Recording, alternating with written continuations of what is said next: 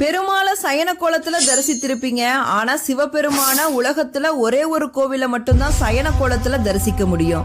ஆந்திர மாநிலம் சித்தூர் மாவட்டம் நாகலாபுரம் அருகே இருக்கிறதா சுருட்டப்பள்ளி.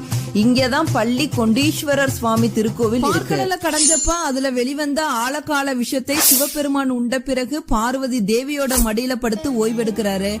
அதனாலதான் இங்க இருக்க சிவபெருமானுக்கு பள்ளி கொண்டீஸ்வரர் அப்படிங்கிற பெயரும் வந்தது. அப்ப சிவபெருமான சுத்தி பிரம்மா, விஷ்ணு, முருகன், முனிவர்கள், தேவர்கள் எல்லாரும் பிரார்த்தனை செய்து இந்த உலகத்தை அனுகிரகம் செய்யணும் அப்படின்னு வேண்டி நிக்கிறாங்க. சிவபெருமான் திரியோதசி திதியில சந்தியா காலத்துல எல்லோருக்கும் அருள் பாலிக்கிறாரு. அந்த காலம்தான் பிரதோஷம் அப்படின்னு பெயர் பெற்றது இந்த ஸ்தலத்தோட பெருமையாகும்.